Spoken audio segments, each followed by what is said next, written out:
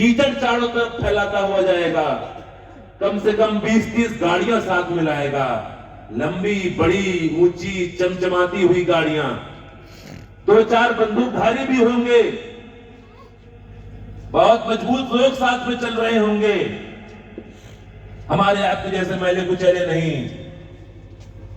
और वो लोग जब आएंगे तो गाड़ियों का ऐसा काफिला लाएंगे कि लगेगा कोई आ गया है, कोई बहुत ताकतवर व्यक्ति आज आया है, और वो आपसे कहेगा कि माता जी, बाबूजी, देखिए मेरे पास कितनी ताकत है, आप मुझको वोट करिए, मैं आपके सारे समाधान कर दूंगा समस्याओं का।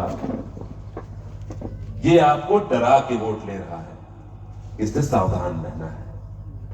ये बता रहा है इसको अभी भी अपने राजा होने पर गर्व है, इसको अपने राजा होने पर दम्भ है, इसको लगता है कि यहां पर रहने वाले लोग हमारे साथी नहीं है, ये हमारी प्रजा है, और उसी भाव से आपसे बात करेगा।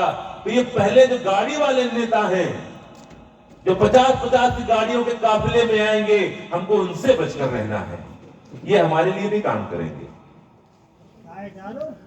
और दूसरे किस्म के एक नेता आपके बीच में आएंगे, और दूसरे किस्म का नेता क्या कहेगा कि भाई क्यों परेशान हो, परेशान होने की जरूरत नहीं है, आपको खाली एक छोटा काम करना है, जाना है पोलिंग बूथ तक, जाना है, ऐसे बटन दबाना है, और बटन दबाने के लिए मैं खुद ही ले चलूंगा आपको, और आप एक बात बताओ, खाओगे क्या, मुर्गा खाओगे कि दारू दारू पियोगे?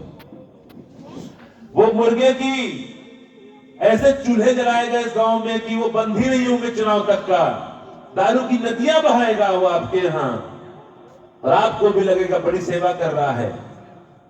ये दारूबाज नेता है, इससे भी हमें सावधान रहना है, ये भी आपके लिए कोई काम नहीं करेगा। तो पहले किस्म का कौन नेता हुआ? जो गाड़ीबाज नेता है। दूसरे किस्म का नेता हुआ जो दारूबाज नेता है, और एक तीसरे किस्म का नेता भी आएगा। और ये 3 किस्म के नेता क्यों आ रहे हैं? क्योंकि फिर वही मैं जो कह रहा था कि वो 10% लोग लगातार अपने कमरों में बैठकर सोच रहे हैं शोषण कैसे किया जाए। तो बाबा साहब ने जो आपको ताकत दी है वोट से चुनने की, उसके लिए तरह तरह के आपके बीच में लोग भेजे जाएंगे। तो तीसरे किस्म का जो नेता है वो कैसा है?